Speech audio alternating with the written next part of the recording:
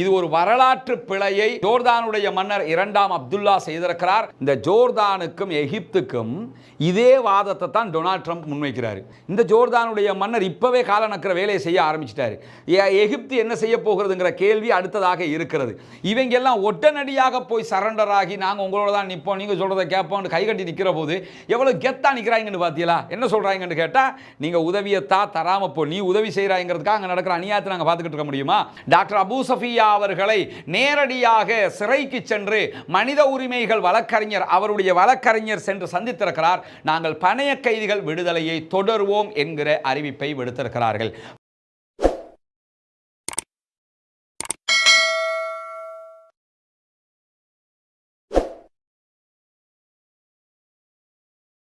அன்பிற்கினிய சகோதர சகோதரிகளே, நம் அனைவர் மீதும் ஏக இறைவனுடைய அமைதியும் கருணையும் உண்டாகட்டுமாக. அஸ்ஸலாமு அலைக்கும் வரஹ்மத்துல்லாஹி வபரகாத். இன்றைய தினம் காசாவிலே சீஸ் ஃபயர் யுத்த நிறுத்தம் ஏற்பட்டு 26வது நாளாக என்னவெல்லாம் நடக்கிறது என்கிற செய்திகளை தான் பார்க்க இருக்கிறோம். காசாவினுடைய யுத்த நிறுத்த ஒப்பந்தத்தின் ஒரு கட்டமாக உள்ளே வரவேண்டிய மனிதாபிமான உதவிகள் தடுக்கப்படுகிறது, ஒப்பந்த பிரகாரம் இஸ்ரேல் நடந்து கொள்ளவில்லை என்கிற குற்றச்சாட்டுகளை முன்வைத்து பாலஸ்தீன விடுதலை அமைப்பினர் பணைய கைதிகள் விடுதலையை இடைநிறுத்துவதாக 4 நாட்களுக்கு முன்பதாக அறிவித்திருந்தார்கள். ஒப்பந்த பிரகாரம் எதிர்வருகிற சனிக்கிழமை நாளை மறுநாள் பணைய கைதிகள் விடுதலை செய்யப்பட வேண்டும். ஆனால் அதனை நாங்கள் விடுதலை செய்ய மாட்டோம் என்று சொல்லி பாலஸ்தீன விடுதலை அமைப்பினர் அறிவித்திருந்த நிலையில் இன்றைய தினம் மீண்டும் பணைய கைதிகள் விடுதலை தொடரும் என்கிற அறிவிப்பை விடுத்திருக்கிறார்கள். அது சம்பந்தமான செய்திகளை பார்ப்பதற்கு முன்பதாக இன்றைக்கு என்னவெல்லாம் நடக்கிறது காசாவில் என்கிற இன்னும் பல முக்கியமான செய்திகளை ஆரம்பமாக பார்க்க இருக்கிறோம். நமக்கெல்லாம் தெரியும், காசாவில் யுத்த நிறுத்தம் ஏற்பட்டிருக்கிற அதே நேரம் வெஸ்ட் பேங்க் என்று சொல்லப்படக்கூடிய மேற்கு கரையினுடைய நகரங்களில் என்ன பண்றாங்கன்னா, இஸ்ரேலிய ஆக்கிரமிப்பு இராணுவம் தொடர்ந்து தாக்குதல்களை நடத்தி வருகிறது. குறிப்பாக நூர் ஷம்ஸ், ஜெனின், துல்கரேம் பகுதிகளில் இந்த தாக்குதல்கள் உக்கிரமாக நடத்தப்பட்டு வருகிற நேரத்தில் இதுவரைக்கும் இந்த 4 வாரங்களுக்கு உள்ளாக கிட்டத்தட்ட 1 மாதங்களுக்குள்ளாக துல்கரேம், நூர் ஷம்ஸ், தூபாஸ் போன்ற பகுதிகளில் இருந்து 40,000க்கு மேற்பட்டவர்கள் அகதிகளாக வெளியேறியிருக்கிறார்கள் இந்த தாக்குதல்களினால் என்கிற செய்திகளும் இன்றைக்கு பதிவாகி இருக்கிற அதே நேரம் இன்றைக்கு பாலஸ்தீன விடுதலை இராணுவத்திற்கும் இஸ்ரேலிய இராணுவத்திற்கும் இடையிலே நடைபெற்ற சண்டைகளில் துல்கரேம் பகுதிகளில் பாலஸ்தீன விடுதலை இராணுவத்தினுடைய முக்கியஸ்தராக கருதப்படுகிற கலீல் முஸ்தபா அமர் என்கிறவர் கொல்லப்பட்டிருக்கிறார், ஷஹீதாகி இருக்கிறார் என்கிற செய்திகள் பாலஸ்தீன விடுதலை அமைப்பு சார்பாக வெளியிடப்பட்டிருக்கிறது.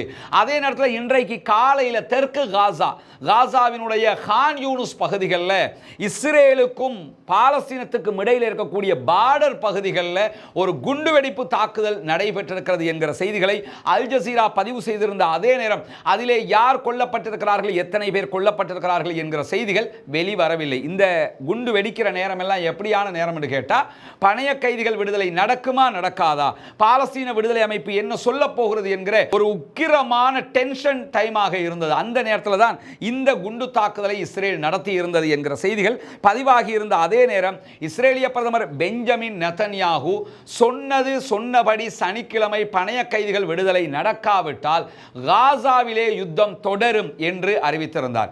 அவருடைய பாதுகாப்பு மந்திரியும் கூட என்ன சொல்லியிருந்தார்னா, காசாவை நாங்கள் நரக படுகொலியாக்குவோம், உக்கிரமான தாக்குதல்களுக்கு எங்களுடைய ராணுவம் தயாராகி வருகிறது என்கிற பேச்சுக்களை எல்லாம் அவர்கள் தொடர்ந்து பேசி வந்து கொண்டிருந்தது கடந்த சில நாட்களாகவே நம்ம பார்க்க முடிந்தது.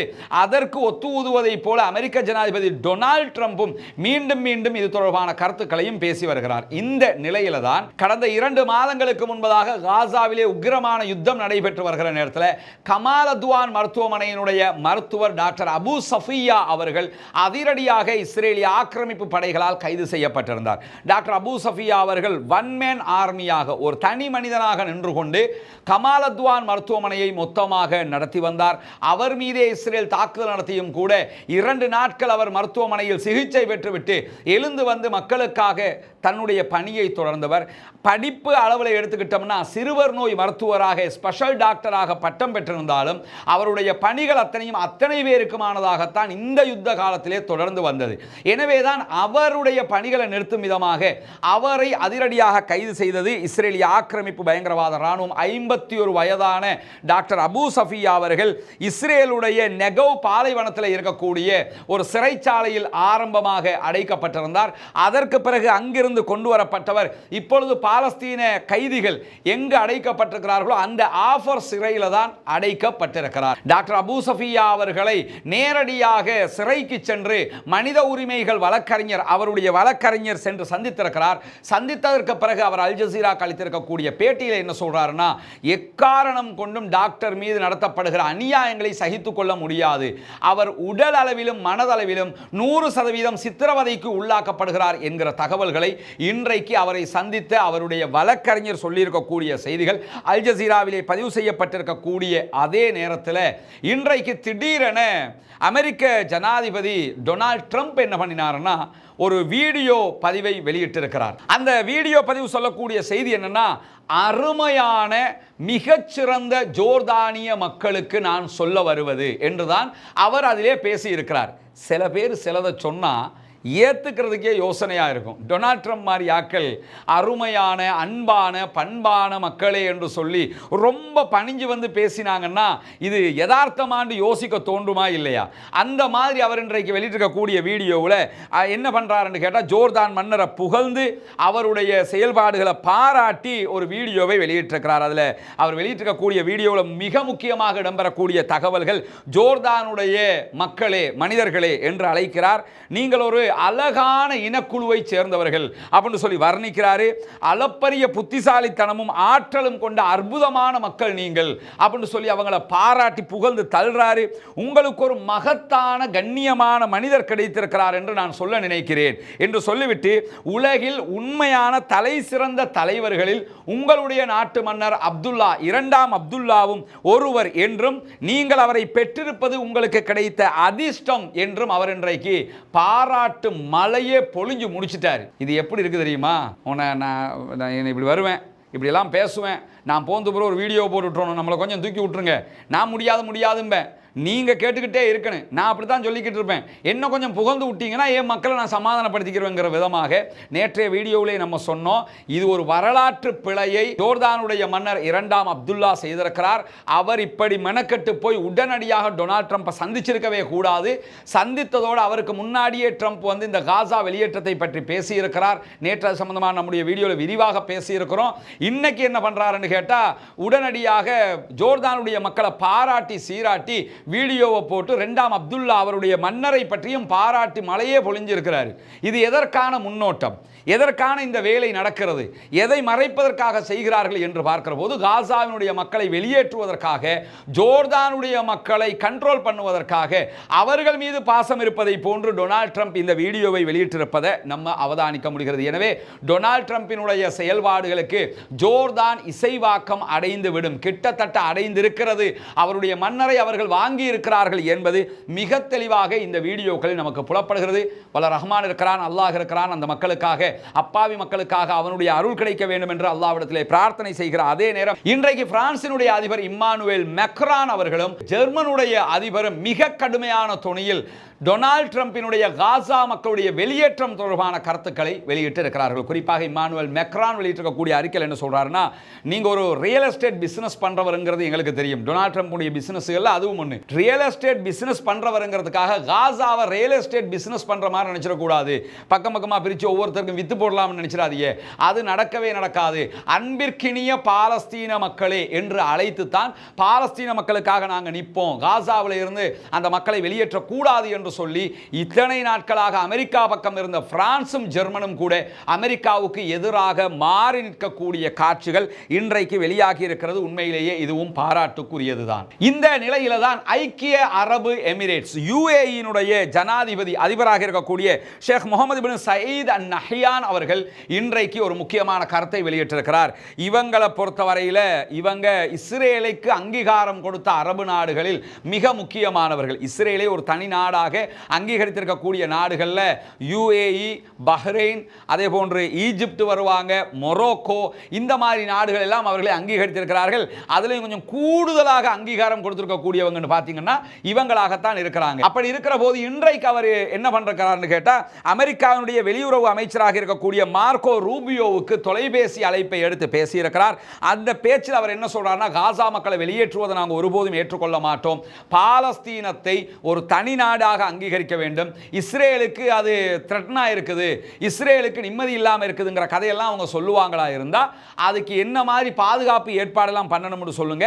ரெண்டு நாடும் சண்டை பிடிக்காம தனித்தனிய நாடாக ஆக்குவதுதான் இதற்கு தீர்வே தவிர அவர்களை வெளியேற்றுவதை ஒரு நாளும் நாங்கள் ஏற்றுக்கொள்ள மாட்டோம் என்று சொல்லி இரட்டை நாடுகள், இரண்டு தேசங்கள் என்பதை வலியுறுத்தி இருக்கிறது UAE என்கிற ஐக்கிய அரபு ராச்சியம் என்பதும் இன்றைக்கு மிக முக்கியமான செய்தியாக இருக்கிற அதே நேரம் சற்று நேரத்துக்கு முன்பதாக பாலஸ்தீன விடுதலை அமைப்பினர் நாங்கள் பணைய கைதிகள் விடுதலையை தொடருவோம் என்கிற அறிவிப்பை விடுத்திருக்கிறார்கள். பணைய கைதிகளுடைய விடுதலை இன்ஷா அல்லாஹ் சனிக்கிழமை மீண்டும் நடைபெற இருக்கிறது. கெய்ரோவில் 3 நாட்களாக பல கட்ட பேச்சுவார்த்தைகள் நடைபெற்றது. அதில் பாலஸ்தீன விடுதலை அமைப்பு முன்வைத்த கோரிக்கை என்னன்னு சொன்னா, எங்களுக்கு தேவையான உணவுகள் உள்ளே வர வேண்டும். 600 ட்ரக்குகளில் உணவுகள், மருந்துகள் ஒவ்வொரு நாளும் அனுப்பப்பட வேண்டும். 600 பிளஸ் ட்ரக்குகள். அதே போன்று மக்களுக்கு தேவையான டென்ட் வேணும், அவர்களுக்கு தேவையான படுக்கை, அந்த மாதிரி அவர்களுடைய வீடுகளுக்கு பதிலாக இருக்கக்கூடிய கூடாரங்கள், அந்த ஐட்டங்கள் வேணும். சாதாரண டென்ட்டையும் அவங்க கேட்குறாங்க. இந்த லாரி செட்டப்பில் இருக்கக்கூடிய கண்டெய்னர் செட்டப்பில் இருக்கக்கூடிய வீடுகளையும் அவங்க கேட்குறாங்க. இந்த மாதிரி வீடுகளும் எங்களுக்கு வர வேண்டும். அதே போன்று புல்டோசர் போன்ற ஐட்டங்களும் எங்களுக்கு தேவை. இந்த இடிபாடுகளில் சிக்கியிருக்கக்கூடிய மக்களை, ஜனாசாக்களையாவது மீட்டெடுக்கிறதுக்கு என்கிற அந்த கோரிக்கைகள்லாம் அவங்க வச்சிருந்தாங்க. அதே போன்று யுத்த நிறுத்தத்தை மீறி தாக்குதல் நடத்தக்கூடாது காசாவுக்குள்ள என்கிற கோரிக்கைகள் தான் அவர்கள் பெரும்பாலும் வைத்திருந்த கோரிக்கை. இந்த எல்லா கோரிக்கைகளையும் தற்போது இஸ்ரேல் ஒப்புக்கொண்டிருக்கிறது. 600 பிளஸ் ட்ரக்குகளை நாங்கள் உள்ள அனுப்புவோம், உங்களுக்கு தேவையான புல்டோசர்கள் வரும், உங்களுக்கு நீங்கள் கேட்கறதெல்லாம் நாங்கள் தருவோம், எங்களை பணைய கைதிகளை தந்துருங்க, இந்த ஒப்பந்தத்தை நாங்கள் இனிமேல் கரெக்டாக கடைபிடிக்கிறோம் என்று அறிவித்திருக்கிறார்கள். என்ன கவனிக்கணும்னு கேட்டால், டொனால்ட் ட்ரம்ப் மிரட்டி இருந்தார், பெஞ்சமின் நெத்தன்யாகு மிரட்டி இருந்தார். அந்த மிரட்டல் எல்லாம் இங்கே எடுபடாமல் என்ன ஆகுதுன்னு கேட்டால், பேச்சுவார்த்தையில் கெய்ரோவில் இப்போ நடத்தித்தான் இந்த தீர்வுக்கு வந்திருக்கிறார்கள். கத்தாரும் ஈஜிப்டும் பேச்சுவார்த்தையில் கலந்து கொண்டாங்க. பாலஸ்தீன விடுதலை அமைப்பு கலந்து கொண்டது. எங்களுக்கு தேவையானதை எல்லாம் நீங்கள் தந்தீர்கள் என்று சொன்னால் உங்களுக்கு தேவையானதை நாங்கள் தந்து விடுவோம் என்று சொல்லி மேற்கொள்ளப்பட்ட அந்த தீர்மானங்களின் அடிப்படையில் நிறைய அரச சார்பற்ற நிறுவனங்களுடைய உதவித்தொகைகளை உள்ளே அனுப்புவதற்கு ஒப்புக்கொண்டிருக்கிறார்கள். அந்த செய்தியை பாலஸ்தீன விடுதலை அமைப்பு அறிவித்த அடுத்த கணமே உள்ள நிறைய ட்ரக்குகள் வர ஆரம்பித்திருக்கிறது, உதவிகள் கொண்டு வர ஆரம்பித்திருக்கிறார்கள். சனிக்கிழமை மீண்டும் பாலஸ்தீன விடுதலை அமைப்பு விடுதலை செய்ய போகிறது என்கிற செய்திகள் தற்போது உறுதிப்படுத்தப்பட்டிருக்கிறது. எனவே ஒரு யுத்தம் தவிர்க்கப்பட்டிருக்கிறது என்கிற மகிழ்ச்சியான செய்தி இன்றைக்கு வெளியாகி இருக்கிற அதே நேரம் நமக்கெல்லாம் தெரியும், இந்த பாலஸ்தீன விவகாரத்தில் இறங்கி உள்ளபூர்வமாக அரபு நாடுகளை மிஞ்சி செயல்பட்ட ஒரு குரூப் இருப்பாங்கன்னு சொன்னால் சவுத் ஆப்பிரிக்கா, தென்னாப்பிரிக்க மக்கள். இந்த தென்னாப்பிரிக்காவினுடைய வரலாறை பற்றி நம்ம தெரியும் போது, நெல்சன் மண்டேலாவினுடைய நாடு அது. இந்த நாட்டை கருப்பினத்தவர்கள் என்பதற்காகவே அடிமைப்படுத்தி வைத்திருந்த நிலையில் அந்த நாட்டை மீட்டெடுத்த தலைவர் அவர்தான். மீட்டெடுத்தது மட்டுமல்லாமல் சவுத் ஆப்பிரிக்காவுக்கு சுதந்திரம் கிடைத்த அன்றைய தினம் நெல்சன் மண்டேலா உரையாற்றும் போது என்ன சொன்னார்னா, ஒன்றை புரிந்து கொள்ளுங்கள் மக்களே, நமக்கு சுதந்திரம் கிடைத்து விட்டதாக நினைத்துக் கொள்ளாதீர்கள். நமக்கு சுதந்திரம் கிடைக்கவே இல்லை. நமக்கு எப்பொழுது சுதந்திரம் கிடைக்கும் என்றால், பாலஸ்தீனம் என்றைக்கு தனி நாடாக அங்கீகரிக்கப்படுகிறதோ அன்றைக்குத்தான் நமக்கும் சுதந்திரம் கிடைக்கும் என்கிற ஒரு அழகான தத்துவத்தை முன்வைத்தவர் நெல்சன் மண்டேலா. அந்த நெல்சன் மண்டேலாவினுடைய கொள்கை கோட்பாடுகளை பின்பற்றக்கூடிய சவுத் ஆப்பிரிக்கா தான் ICCயில் போய் பெஞ்சமின் நெத்தன்யாகுக்கு எதிராக வழக்கு தாக்கல் பண்ணாங்க. அந்த வழக்கில் தான் எந்த நாட்டுக்கும் போக முடியாமல் சுத்திக்கிட்டு தடுமாற வேண்டிய அரெஸ்ட் வாரண்ட் பிறப்பிக்கப்பட்டிருக்கிறது. இப்போ என்ன பிரச்சனை என்று சொன்னா, USAID என்கிற அமெரிக்காவினுடைய உதவி திட்டம் பெரும்பாலும் அனைத்து நாடுகளுக்கும் நிறுத்தப்பட்டிருக்கிறது. இலங்கை போன்ற நாடுகளை பெரும் சிக்கல்களால் சந்தித்து கொண்டிருக்கிறது. இந்த USAID என்கிற திட்டத்தினூடாக அமெரிக்கா உதவிகளை செய்து வந்தது, அதில் எந்த மாற்றமும் கிடையாது. ஆனால் டொனால்ட் ட்ரம்ப் பதவிக்கு வந்ததோட USAID உடனடியாக நிறுத்தி இருக்கிறார்.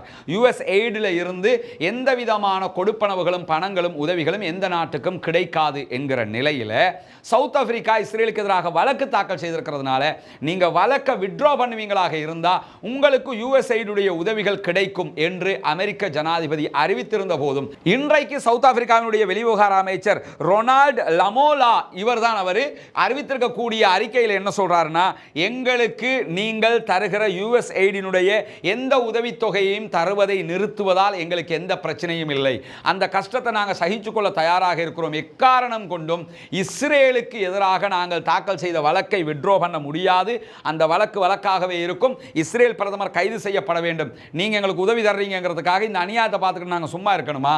இல்லை, என்ன நீங்கள் கவனிக்கணும் தெரியுமா, இந்த ஜோர்தானுக்கும் எகிப்துக்கும் இதே வாதத்தை தான் டொனால்ட் ட்ரம்ப் முன்வைக்கிறார். நீங்கள் கட்டுப்படலைன்னா காசா மக்களை உங்கள் நாட்டுக்குள்ளே நீங்கள் எடுத்துக்கிட்டு காசாவை எங்களுக்கு தரலைன்னு சொன்னால் உங்களுக்கு தர்ற உதவிகளை நாங்கள் நிறுத்துவோம்ங்கிறாரு. இந்த ஜோர்தானுடைய மன்னர் இப்போவே கால நக்கிற வேலையை செய்ய ஆரம்பிச்சிட்டாரு.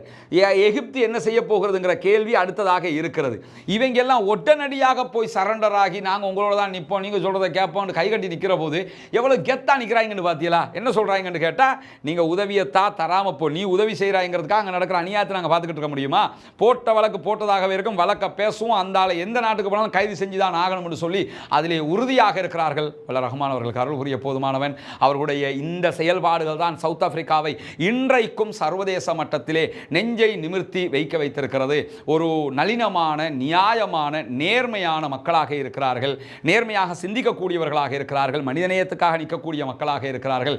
எனவே நம்ம ஏற்கனவே இது சம்பந்தமாக பேசும்போது சொன்ன ஒரு செய்தி தான், யாராவது டூர் போக நினைச்சீங்கன்னு சொன்னால், சுற்றுலா போக நினைச்சீங்கன்னா ஒரு முறை சவுத் ஆப்பிரிக்காவுக்கும் போயிட்டு வாங்க. எத்தனையோ நாட்டுக்கு போகிறோம், டாலரில் அவங்களுக்கு உதவி கிடைக்குது, நம்ம ஒரு பயணம் போய் ஒரு நாட்டை பார்க்கறதுனால இவங்களுக்கும் அது கிடைச்சிட்டு போயிடட்டுமே என்கிற விதமாக, ஏன்னா அவ்வளவு அந்த சமூகத்திற்காக இறங்கி நிற்கக்கூடிய காட்சியை நீங்கள் பார்க்கலாம். எப்பயுமே கழுத்தில் அவருடைய கட்சி கொடியோடு சேர்த்து பாலஸ்தீனுடைய கூஃபியாவையும் சேர்த்து தான் அவர் போட்டுக்கிறாரு. அவருடைய ஜனாதிபதியும் அப்படிப்பட்டவராகத்தான் இருக்கிறார். எனவே அந்த நாட்டினுடைய இந்த முன்மாதிரியும் மிக முக்கியமானது. இன்றைக்கு வெளியாக இருக்கக்கூடிய மிக முக்கியமான செய்திகளாக இவைகள் தான் இருக்கிறது. எனவே தொடர்ந்து இந்த உண்மை செய்திகளை உடனுக்குடன் அறிந்து கொள்வதற்காக ரஸ்மின் எம்ஐஎஸ்சி நியூஸ் என்கிற நம்முடைய சேனலை சப்ஸ்கிரைப் செய்கிற அதே நேரம் உங்களுக்கு எல்லாம் தெரியும், மீண்டும் ஒரு புதிய சேனலையும் நம்ம ரிகவருக்காக உருவாக்கி இருக்கிறோம். இந்த சேனலுக்கு ஏதாவது நடந்தால் கூட அதில் நீங்கள் செய்திகளை பார்த்துக்கொள்ளலாம் என்பதோடு அதில் புதிய செய்திகளும் தனியாக போடப்படுகிறது. இதில் போடாத வீடியோக்கள் அதில் வருது, அதில் போடாத வீடியோக்கள் இதில் வருகிறது. எனவே ரஸ்மின் எம்ஐஎஸ்சி அப்டேட்ஸ் என்கிற அந்த சேனலையும் சப்ஸ்கிரைப் செய்து கொள்ளுங்கள். அந்த சேனலுடைய லிங்க் கீழே இருக்கக்கூடிய டெலிகிராம் லிங்க்ல போனீங்கன்னா டெலிகிராம் சேனல்லையும் இருக்கிறது, அதே போன்று வாட்ஸ்அப் சேனல்லையும் இருக்கிறது. அதே நேரத்தில் என்னுடைய ரஸ்மின் எம்ஐஎஸ்சி என்கிற ஃபேஸ்புக் பக்கத்திலையும் அதனுடைய லிங்க் நம்ம போட்டுக்கிறோம். அதில் சென்று கூட நீங்கள் என்ன செய்யலாம், சப்ஸ்கிரைப் செய்து கொள்ளலாம். இல்லை என்றால் யூடியூப்ல போய் ரஸ்மின் எம்ஐஎஸ்சி அப்டேட்னு சொல்லி பார்த்தீங்கன்னா அதில் போய் நீங்கள் சப்ஸ்கிரைப் செய்து கொண்டீர்கள் என்றால் அந்த செய்திகளும் உங்களுக்கு கிடைத்துவிடும். பாலஸ்தீனம் வெற்றி பெற வேண்டும், பாலஸ்தீனம் சுதந்திரம் அடைய வேண்டும், பாலஸ்தீன மக்கள் நம்மை போன்று நிம்மதியானவர்களாக மாற வேண்டும் என்று அல்லாஹ்விடத்தில் பிரார்த்தனை செய்கிற அதே நேரம் நாளைய தினம் இந்த வீடியோ நீங்கள் கேட்கும்போது வெள்ளிக்கிழமையாக விடும். வெள்ளிக்கிழமை நாளில் நபிகள் நாயகம் ஸல்லல்லாஹு அலைஹி வஸல்லம் அவர்கள் மீது அதிகம் செலவாத்து சொல்லுங்கள். ரசூலுல்லாஹி ஸல்லல்லாஹு அலைஹி வஸல்லம் அவர்கள் வலியுறுத்தி காட்டிய ஒரு முக்கியமான சுன்னாவாக இருக்கிறது. அதையும் செய்து நன்மைகளை தேடி மறுமையிலே வெற்றி பெறுவோமாக. வாஹ்ரு தஅவானா அல்ஹம்துலில்லாஹி ரப்பில் ஆலமீன்.